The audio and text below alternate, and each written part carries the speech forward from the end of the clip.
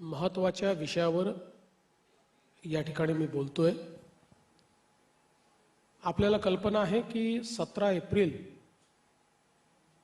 हा दिवस अशी अपेक्षा होती की देशाच्या राजकीय आणि सामाजिक वाटचालीतला एक महत्त्वाचा दिवस ठरेल, ज्याला watershed movement in Indian history म्हणू शकू अशा प्रकारचा दिवस असेल।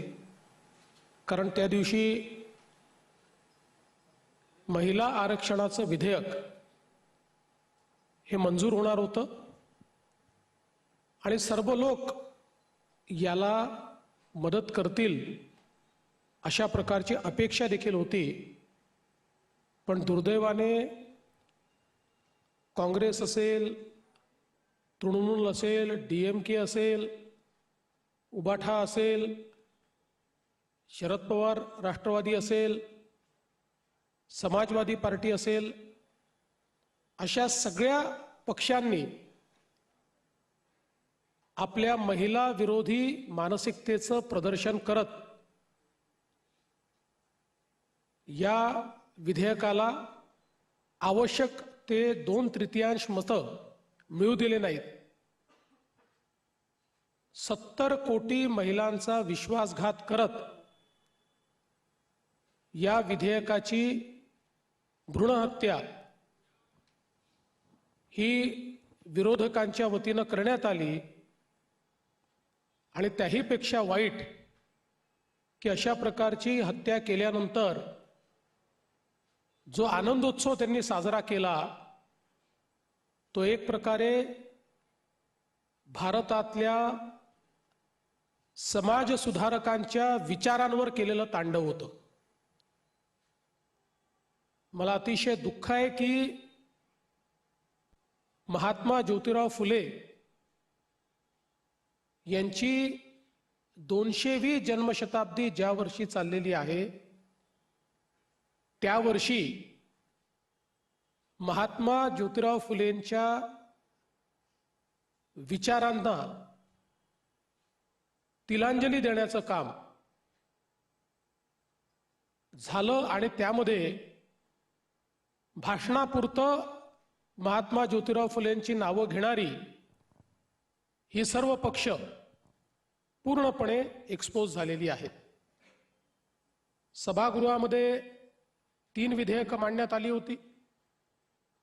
134वं संविधान दुरुस्ती विधेयक, परिसीमन विधेयक आणि केंद्रशासित प्रदेश याकरता हे लागू करण्याचे विधेयक। खरं म्हणजे आपल्याला कल्पना असेल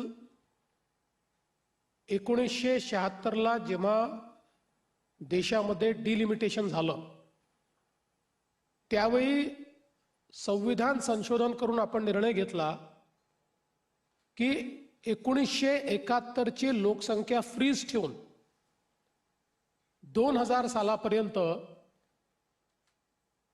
डिलिमिटेशन होणार नाही। आणि या संदर्भात 2002 साली जेव्हा डिलिमिटेशन कमिशन तयार झालं त्याही वेळी विशेषतः जे दक्षिणेतली राज्य आहेत त्यांच्यावर अन्याय होऊ नये, महाराष्ट्र त्यातलं एक राज्य आहे की ज्यांनी पॉप्युलेशन कंट्रोल केला, त्यांच्यावर अन्याय होऊ नये म्हणून 2002 साली माननीय अटल बिहारी वाजपेयीजी यांनी पुन्हा त्याला 20 वर्षाची वाढ दिली आणि 71च्याच लोकसंख्येवर 2002 साली डिलिमिटेशन केल्यामुळे राज्याअंतर्गत डिलिमिटेशन झालं। देशाच्या एकूण जागा ज्या आहेत त्यात कुठलाही बदल झाला नाही।